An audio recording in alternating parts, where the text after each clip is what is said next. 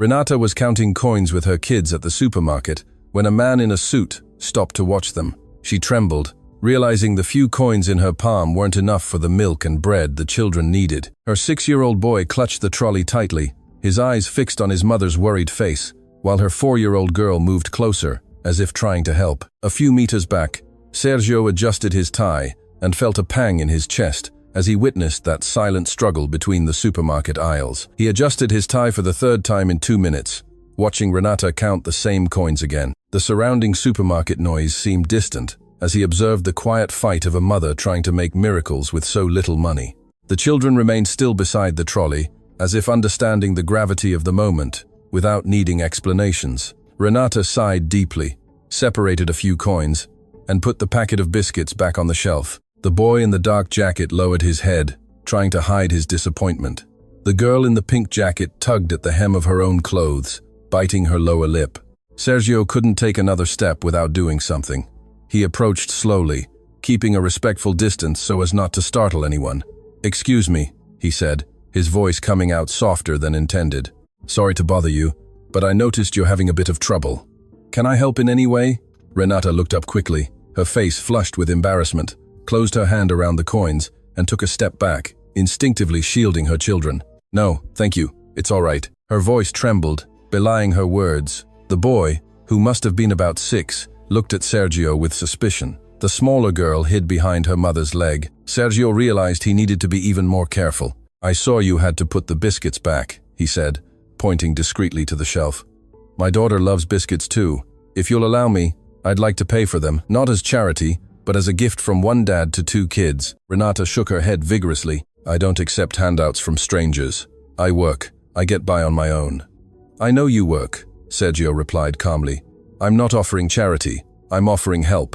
There's a difference." The boy tugged at his mother's sleeve. "Mum, he seems nice." "Diego, quiet," Renata said, without taking her eyes off Sergio. The girl, braver now, emerged from behind her mother's leg. "I'm Lara. I'm 4. Sergio smiled genuinely for the first time. "Nice to meet you, Lara.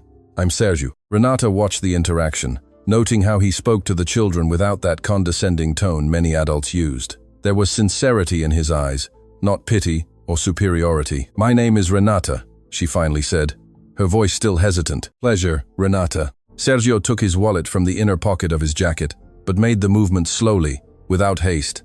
"Let me pay for your shopping. The whole trolley. It's not about charity. It's about humanity." Renata looked at the trolley with just milk, bread, and a few basic items. Then she looked at her children, who were watching her, waiting for a decision. Shame fought with necessity, and necessity was winning. "I'll pay you back," she said, her voice firm despite the tears threatening to escape. "Every cent. If that makes you feel better, then fine." Sergio nodded, pulling out a $100 note. "But there's no rush." Diego looked at the note with wide eyes. "Wow, Mum, that's enough to buy a whole lot of stuff." Lara clapped her hands. "Can we get the biscuits back?" Renata took a deep breath, feeling the weight of the decision. "All right, just this once." They walked together to the checkout, Sergio pushing the trolley while Renata kept the children close. In the queue, he introduced himself properly. "I have a construction company here in the area," he explained. "Started small. I know what the struggle is like." "You don't look like someone who's ever had a hard time," Renata commented, observing his well-cut suit and the discreet but clearly expensive watch. "Appearances can be deceiving," he said with a half-smile. "My mum raised 3 kids on her own. I know what it's like to count coins at the supermarket." Those words touched Renata in an unexpected way. There was truth there, not just pretty words. At the checkout, Sergio paid $62 for the groceries, handed the bags to Renata, and accompanied the family to the exit. "Where do you live?" he asked when they reached the car park. "Close by, in the unit block just down the road," Renata replied, adjusting the bags in her arms.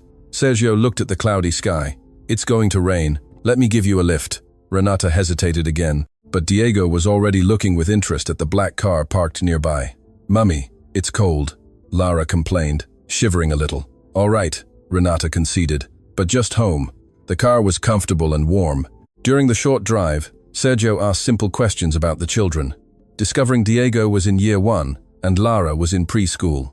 Renata answered cautiously, but gradually relaxed. When they stopped in front of the simple apartment buildings, Sergio turned off the engine and faced her, Can I ask you a personal question?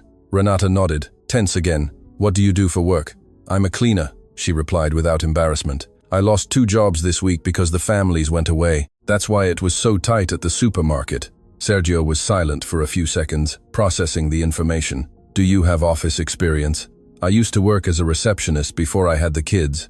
Why? I'm looking for someone to help with the admin at one of my construction sites. Organizing documents, controlling material intake, that sort of thing. Full-time salary, proper contract. Renata stared at him, incredulous. Are you serious? Completely serious? You seem like a responsible and organized person. You barely know me, she protested. I know enough. I saw how you look after your kids, how you maintain your dignity even in hardship. That's worth more than any CV. Diego, who had heard everything from the back seat, leaned forward. Mum, say yes, then you won't have to count coins anymore. Renata felt her eyes well up. I need to think. Of course, Sergio said, pulling a card from his pocket. My number's on there. Call me when you decide. They got out of the car, and Sergio waited until he saw them enter the building before driving away. Renata stood at the apartment window, watching the car disappear, the card clutched in her hand. That night, after putting Diego and Lara to bed, she stood in the kitchen looking at the card. Sergio Mendonça, Horizon Construction. She looked up the company on her phone. Photos of projects, satisfied employees in the comments. The next morning, she called the number. Hello, Sergio. It's Renata from the supermarket. Renata, glad you called. Decided anything? I want to see the job. When can I come? Today, if you like. How about 2 this afternoon? The construction site was a 20-minute bus ride from her home. Sergio received her personally, introducing her to the other staff and explaining the duties. The makeshift office was simple but organized. The salary is $2,200 to start, he explained, plus transport and meal benefits. Renata nearly fainted. It was almost double what she managed to scrape together with her cleaning jobs. When can I start? She asked, trying to control her emotion. Next Monday, I'll get all the paperwork sorted. In the following days, Renata couldn't believe the change in her life.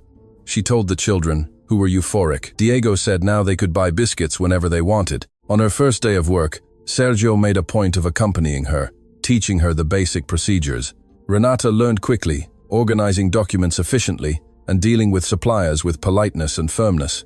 You're doing very well, he said at the end of the first week. Thank you for the opportunity, she replied. I still can't believe this is real. It is real, and you deserve it. As the weeks passed, Sergio started appearing at the site more frequently, always with professional excuses, but Renata noticed he lingered longer than necessary, talking to her. How are Diego and Lara? He'd always ask. Good. Diego got an A in maths. Lara learned to write her name. That's great. You must be proud. These conversations became longer, more personal. Sergio told her about his own difficult childhood, about how he built his company from scratch. Renata spoke about the dreams she had to put aside when she got pregnant young, about the struggle to raise her children alone. One day, he showed up at the site with a box of chocolates for the children. For them, he said, handing it to her. Sergio, you don't need to keep giving presents, Renata protested, but she accepted the box. I know, but I want to. That night, Diego and Lara devoured the chocolates, talking animatedly about Uncle Sergio. Mum, do you like him? Diego suddenly asked. Renata almost choked on her coffee. Why do you ask? Because you look different when you talk about him. Different how? Happier, Lara completed. Renata didn't know how to answer. It was true that Sergio occupied her thoughts more often than he should. It was true that she eagerly awaited his visits to the site. But it was also true that he was her boss, a rich man from a world completely different from hers. The following week, Sergio invited her to lunch, just to talk about work, he said. But there was something in his eyes that suggested other motives. They went to a simple restaurant near the site. During lunch, the conversation flowed naturally, touching on personal matters. Were you ever married? He asked. I dated the children's father for 3 years. He left when Lara was born, said he wasn't ready to be a dad. I'm sorry, don't be. It was for the best. Diego and Lara deserve someone who wants to stay. Sergio looked at her intently. Any man would be lucky to have a family like yours.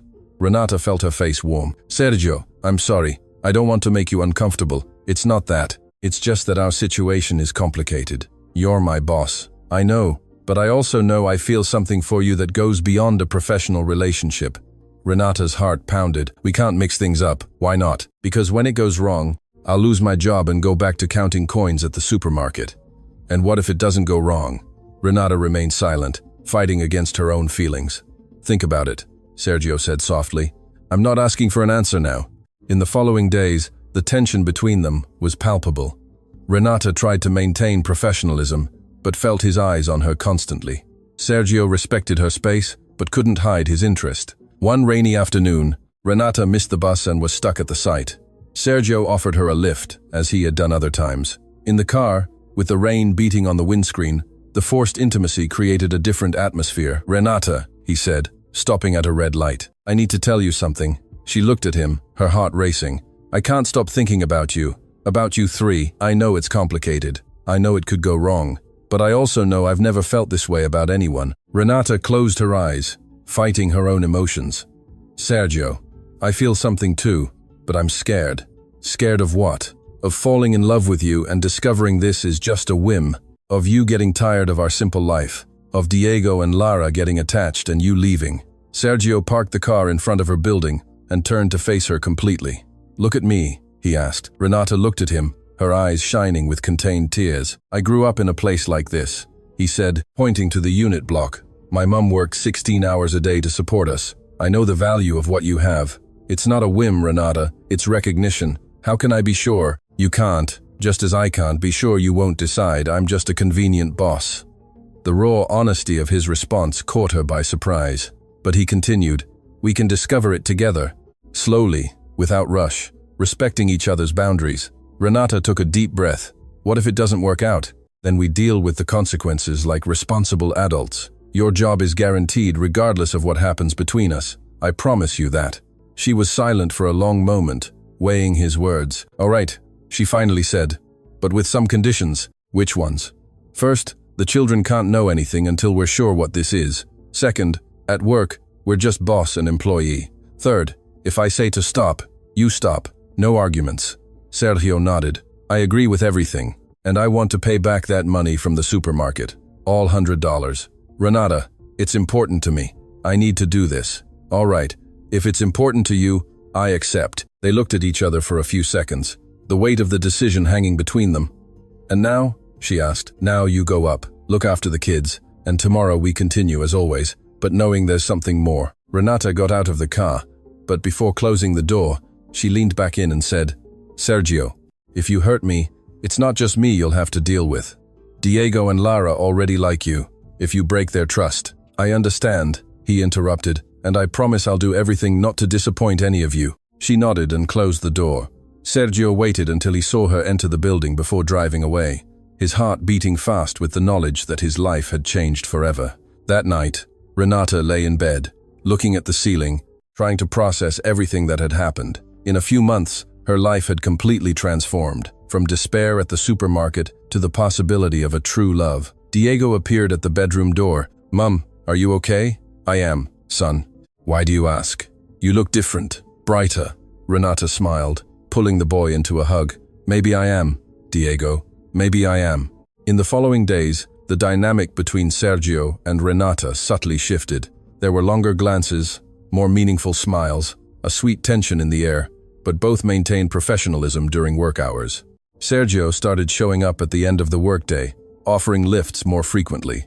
These drives became opportunities for more intimate conversations, to get to know each other better. Tell me about your dreams, he said one afternoon. My dreams? Yes. What did you want to be when you were a kid? What do you still want to achieve? Renata became thoughtful. I wanted to be a teacher.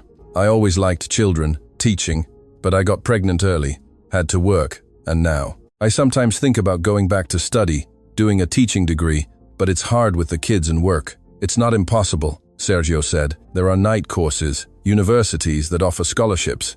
Do you think I could do it? I'm sure you could. You're smart, dedicated, you'd be an incredible teacher. These conversations planted seeds of possibilities that Renata had buried long ago. One evening, Sergio invited her to dinner. Just us two, without the kids. I don't know if that's a good idea. She hesitated. Why not? We're two single adults. We can have dinner together. And where will I leave Diego and Lara? Can your neighbor look after them? Or I can pay for a babysitter. No need to pay anything. My neighbor, Maria, can stay with them. On Saturday night, Renata dressed with more care than she had in years. She chose a simple but pretty dress, tied her hair up, and put on subtle lipstick. Sergio arrived punctually, wearing jeans and a dress shirt, more casual than she was used to seeing him. "You look beautiful," he said, and the sincerity in his voice made her heart pound. They went to a cozy restaurant, not too expensive, but elegant. During dinner, they talked about everything and nothing, discovering affinities and differences.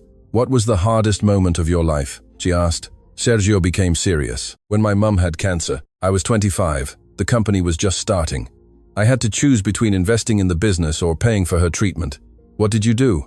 "I sold everything I had. House, car, equipment. The treatment worked. She recovered, but I had to start from scratch." "And you don't regret it?" "Never. You can always make money again. You only get one mum." Renata looked at him with renewed admiration. "And your hardest moment?"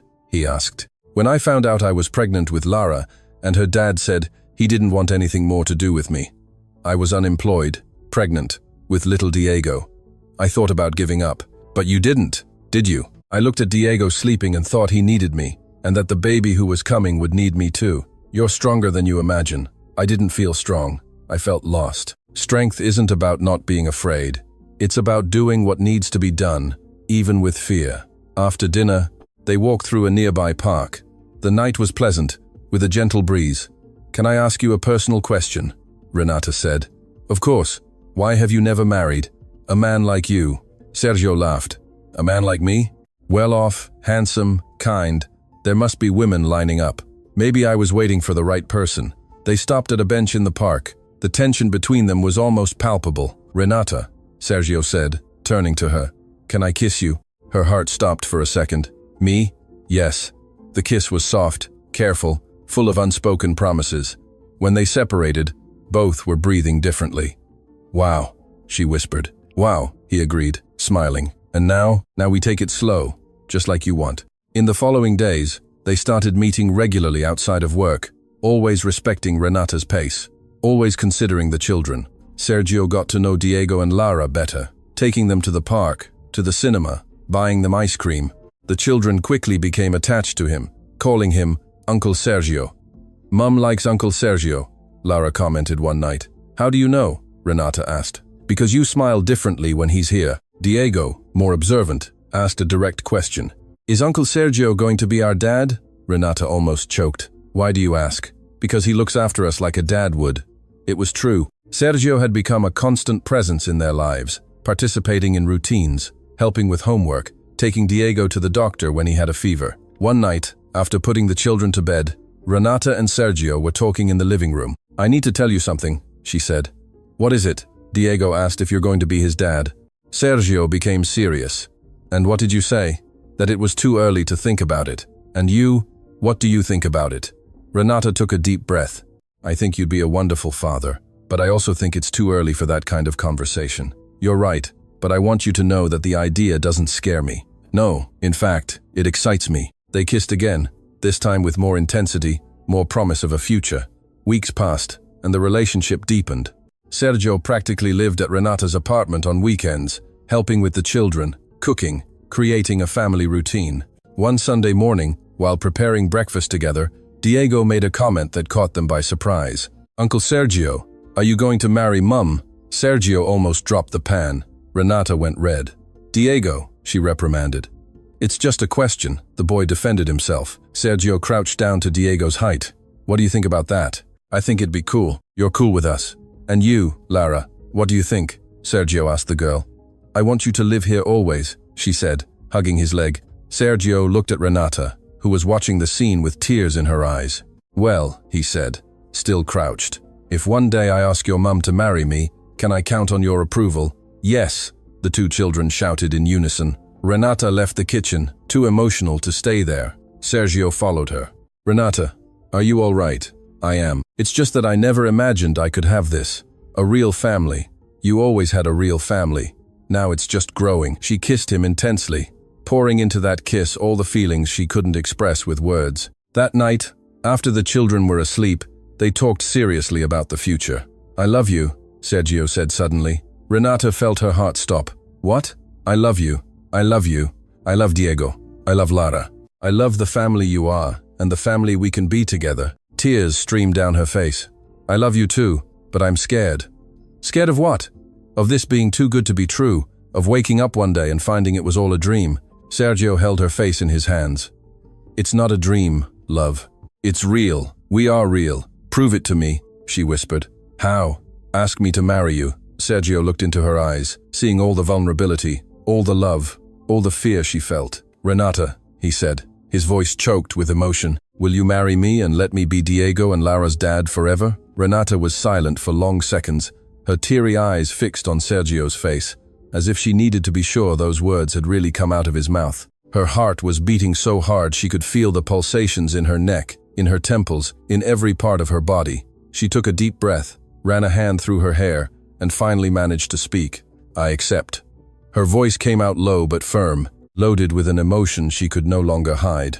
I accept to marry you, and I accept for you to be Diego and Lara's dad forever. Sergio pulled her into such a strong hug that she lost her breath for a few seconds. They stayed like that, clinging together on the small sofa in that apartment that had sheltered so many tears and that now witnessed the happiest moment of Renata's life. When they separated, she ran her hands over her face, trying to dry the tears that wouldn't stop falling. I don't have a ring here, Sergio said, holding her face in his hands. Tomorrow we'll choose one together. It doesn't have to be expensive, she replied quickly. It needs to be real. It will be both, he promised, kissing her forehead gently. The next morning, they woke early and called Diego and Lara to the living room before breakfast. The children arrived still in their pajamas, rubbing their eyes, curious about the adult's seriousness. Sit here, Renata said, pulling 2 chairs forward. We have something very important to tell you. Diego sat with that serious posture he always adopted when he realized something big was happening. Lara climbed onto a chair and swung her legs, waiting. Sergio asked me to marry him last night, Renata began, observing her children's reactions. And I said, yes. The explosion of joy was immediate.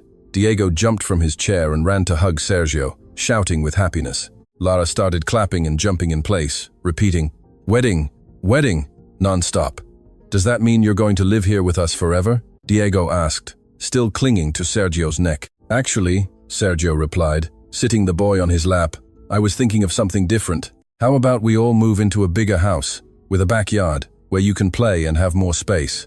The children were euphoric with the idea. Lara wanted to know if she could plant flowers in the backyard. Diego asked if there would be space to play soccer. There'll be all that and much more, Sergio assured them, looking at Renata, who watched the scene with a heart overflowing with gratitude. The following months were a flurry of moving and preparations.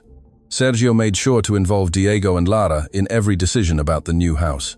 He took them both to see the property before closing the deal. He asked their opinion on the decoration of their rooms.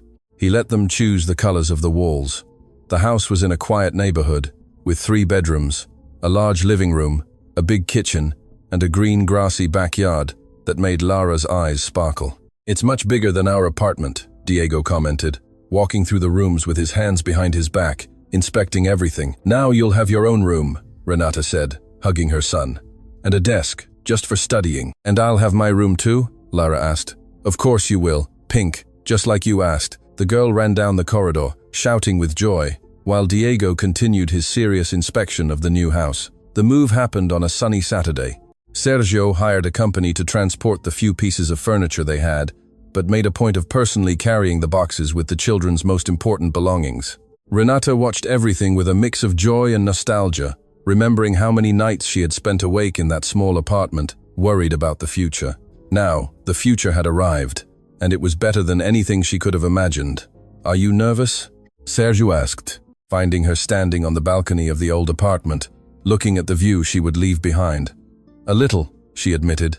It's just that this place was our home for so long. It was here that we managed on our own, that the children grew up. And now you'll keep growing, just with more space and more love, he said, putting his arm around her shoulders. This apartment will always be part of your story, but the story doesn't end here. In the new house, the first few weeks were about settling in. Diego took a few days to get used to the quiet of the new neighborhood, so different from the constant noise of the unit block. Lara cried on the first night, saying she missed the noise from the upstairs neighbor. Sergio had infinite patience with every difficulty.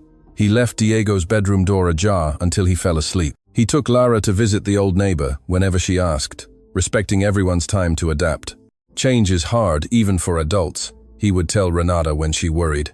Imagine for a child, but they'll get used to it, and this place will become their home, and that's exactly what happened. In a few weeks, Diego was running around the backyard with his new school friends. Lara had planted her flowers and watered them religiously every morning. The house came alive, with laughter echoing through the halls, toys scattered across the living room, Lara's drawing stuck on the fridge. Sergio also initiated the legal process of adopting the children, hired a specialized lawyer, and explained to Diego and Lara what it meant to have his surname on their documents. "You're already my kids in my heart," he said during a conversation in the living room, "but now it'll be official on paper too. Does that mean you'll be our real dad?" Diego asked. "I'm already your real dad. The paper will just confirm what we already know." The process was smooth. The judge asked questions about their daily life, and Sergio answered with details about the children's routines, their school grades, their likes and dislikes. When the adoption was approved, they had a small party at home with cake and soft drinks, officially celebrating the formation of their family. Parallel to all these changes, Renata fulfilled an old dream. She went back to study. Sergio made a point of paying the enrollment fees for her teaching degree at a private university near their home, with evening classes. "Are you sure you'll manage with the children while I study?" she asked, worried. "Absolutely sure. You deserve to achieve this dream, and I'll be here to support you." The first few weeks were challenging. Renata would arrive home at 11 p.m., tired, but with her eyes shining with satisfaction. Sergio always waited up for her, with a snack prepared and curious to know how her class had been.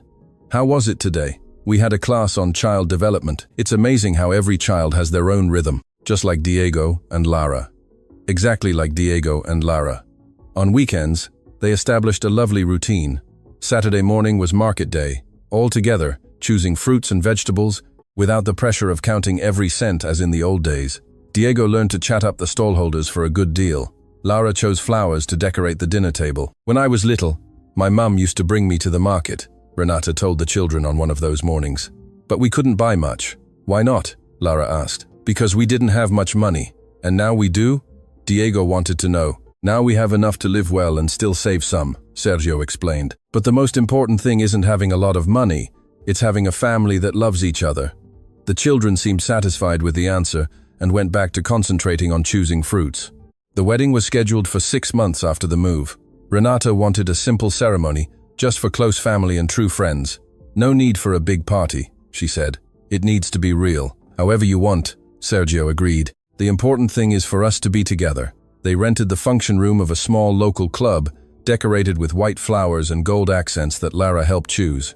Renata's mum, Celia, came up from the country for the wedding, bringing years of longing and regret for having distanced herself from her daughter during the most difficult times. "You look beautiful, my daughter," Celia said, helping Renata into the simple, elegant dress they had chosen together. "I'm happy you've found someone who values you."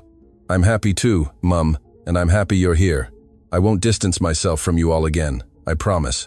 On the wedding day, Diego woke early and went to his parents' room to wear a tie for the first time in his life. Sergio helped him tie the knot, patiently explaining each step. "Dad," Diego said, looking in the mirror, "can I ask you something?"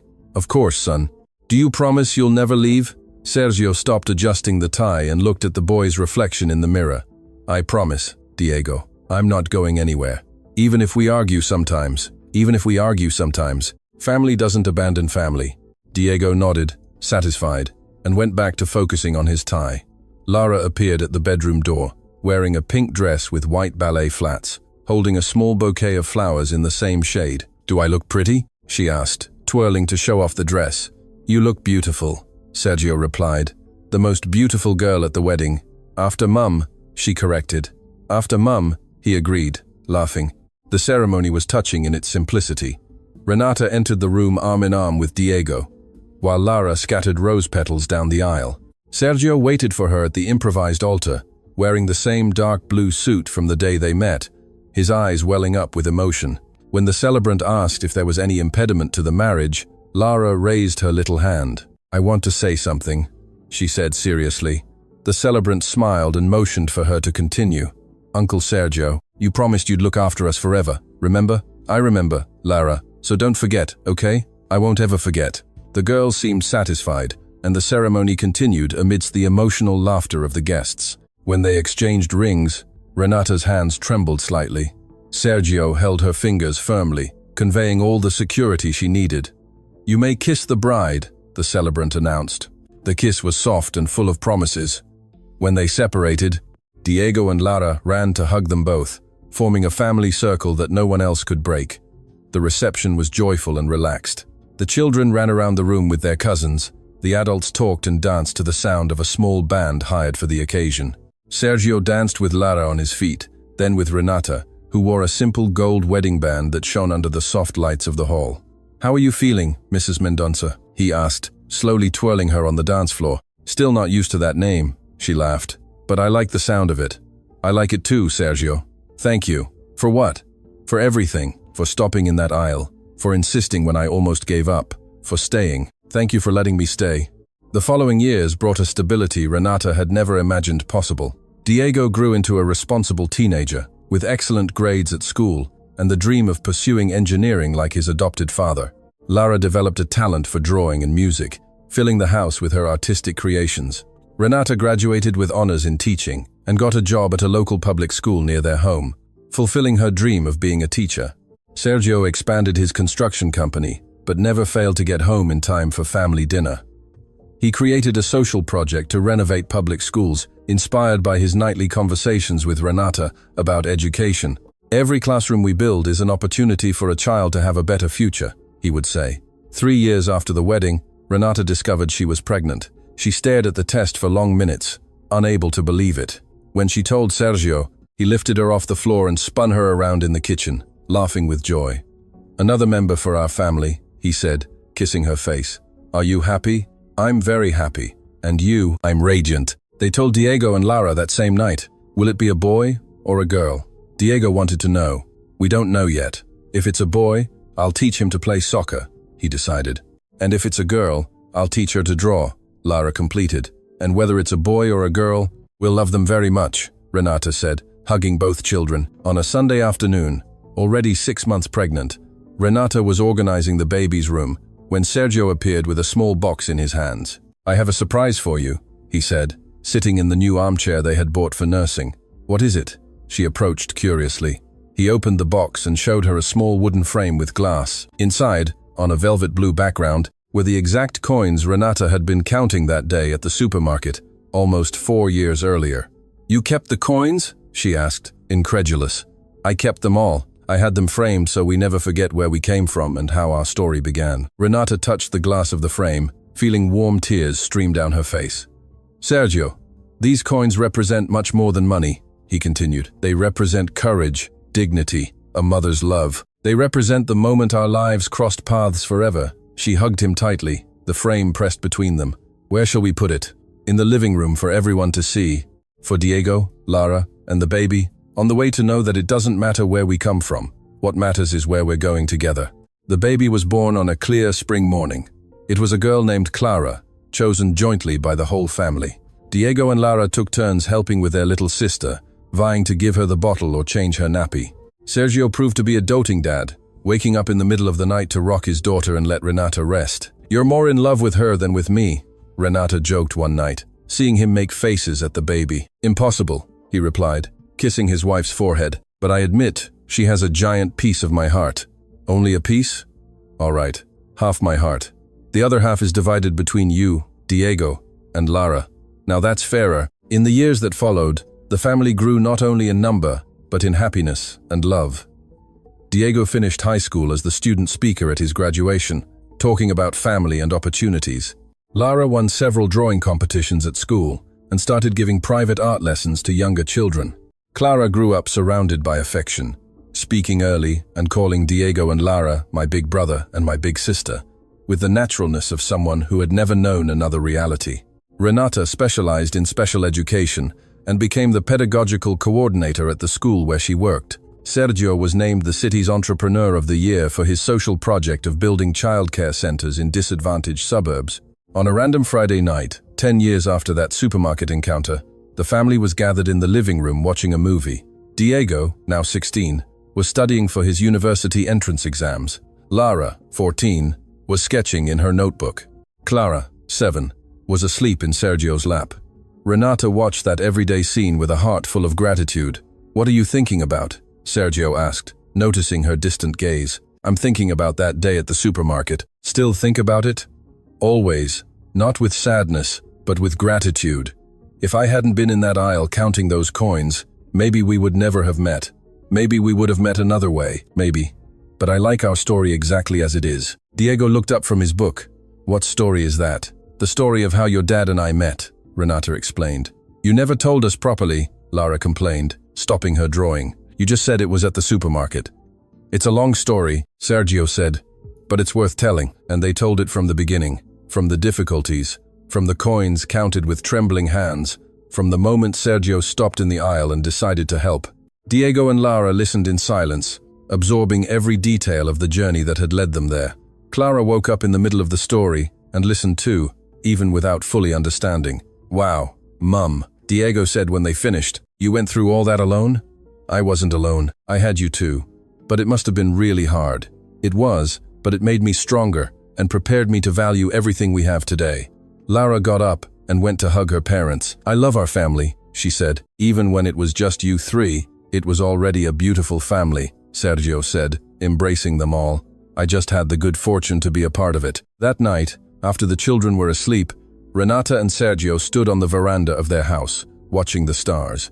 It was a clear night, the kind of night that invites reflection. "Do you regret anything?" she asked. "I regret not having found you sooner," he replied. "But I know if we had met at another time, maybe we wouldn't have been ready for each other.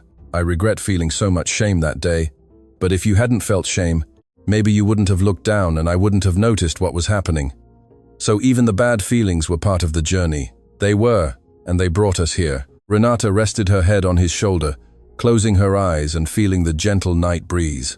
"Sergio, can I tell you something?" "Always." She lifted her head, looked directly into his eyes, and said with all the certainty in her heart, "From those coins I was counting with such despair in that cold supermarket aisle, the greatest wealth of my life was born. A family that truly loves me, children who have a real father, and the certainty that I will never again have to face life's storms alone, because I found the man who transformed every cent of pain into a whole fortune of love."